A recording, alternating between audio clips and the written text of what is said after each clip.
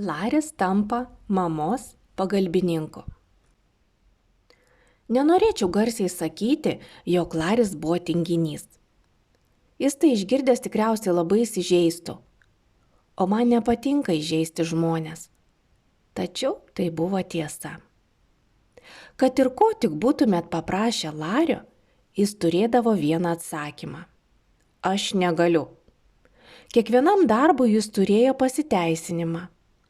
Jei paprašytumėte jo atnešti kibirą anglių, jis atsakytų, negaliu, kibiras per sunkus.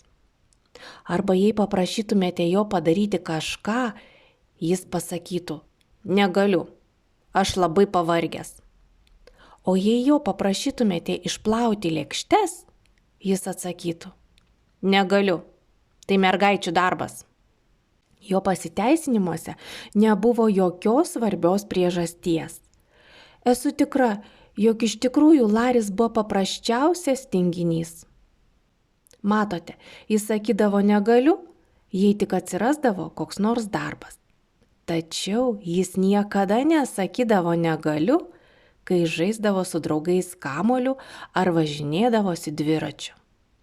Tuo atveju atsakymas visada būdavo vienas. Gerai, tuoj po minutės būsiu pasiruošęs. Lario mama daug sykių sakydavo jam, kad tai negražu ir nesažininga nepagelbėti jai namuose nudirbti namų ruošos darbus, o tik tai žaisti ir bėgioti su draugais kieme.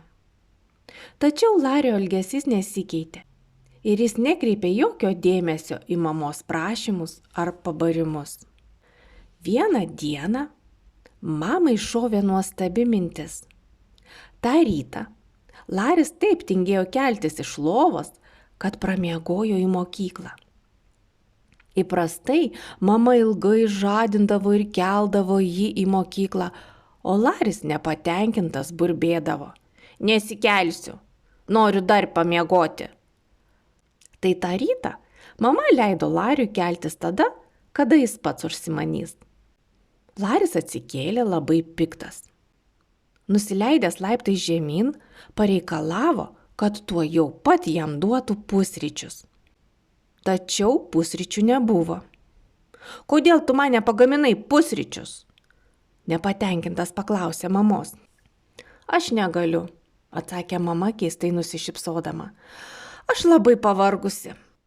Nepatenkintas Laris išėjo į mokyklą taip ir nepapusryčiavęs. Jis pavėlavo į pamoką, todėl mokytoja apibarė jį prieš visą klasę. Tai dar labiau supykdė berniuką. Po pamokų Laris ir keli jo draugai nusprendė trumpinti kelią į namus, perlipdami per tvorą. Lipdamas Laris užkliuvo už surūdijusio vinies. Vinis suplėšė jam kelnes. Grįžęs namo jis pareikalavo, kad mama tučto jau susiūtų kelnes. Negaliu, pasakė mama, aš labai užsijėmusi. Tai ką, aš su tokiomis suplėšytomis kelnėmis turėsiu eiti į mokyklą? Pasipiktinęs Laris parodė skylę kelnėse. Bijau, kad taip, atsakė mama. Kitą dieną berniukas su suplėšytomis kelnėmis nuėjo į mokyklą. Visi klasiokai stebėjosi tokiu vaizdeliu. Kai pamokos pasibaigė, Laris grįžo namo. Jo pilvas urgzte urzgė iš šalčio, juk jis šiandieną dar nieko nebuvo valgęs. Tačiau puodai buvo tušti, nieko nebuvo pagaminta. Jis labai nustebo, nes buvo pratęs, kad grįžęs iš mokyklos jis visada rasdavo pagamintą vakarienę. Tu nieko nepagaminai valgyti, piktai pasakė Laris. Ne, atsakė mama. Aš labai pavargusi. Šiandieną aš neturiu jėgų gaminti vakarienės.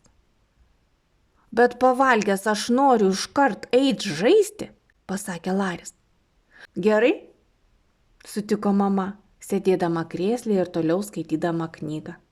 Gali eiti, aš leidžiu. Bet tu duosi man ko nors užvalgyti? Ne, aš pavargusi. Laris išbėgo iš kambario trenkdamas durimis. Eidamas gatvė jis pyko, o vėliau susimastė. Tikriausiai mama tikrai yra labai pavargusi ir jai reikalinga pagalba. Ji tokia pavargusi, kad net nebeįstengia pagaminti vakarienės net savo. Jis sustojo, pagalvojo apie laukiantį žaidimą su kamuoliu, po to apie mamą, kuri sėdėjo krėsle labai pavargusi. Laris pradėjo gailėtis, kad buvo toks beširdis ir savanaudis, ir tuomet jis nusprendė grįžti namo. Pažvelgęs pro virtuvės langą, pamatė krėsle miegančią mamą ir suprato, kad dabar jis turi galimybę ištaisyti savo klaidą. Širdyje jis buvo geras berniukas, nepaisant įsisenėjusio įpročio tinginiauti, kai reikėdavo padirbėti. Jis linkęs patylomis į virtuvę ir stengdamas netriukšmauti, jis išplovė indus. Po to tyliai nuėjo į valgomąjį ir padengė stalą. Teisybę pasakius, tai buvo pirmas kartas, kai Laris po ilgo laiko padengė stalą ir tai padarė labai gerai.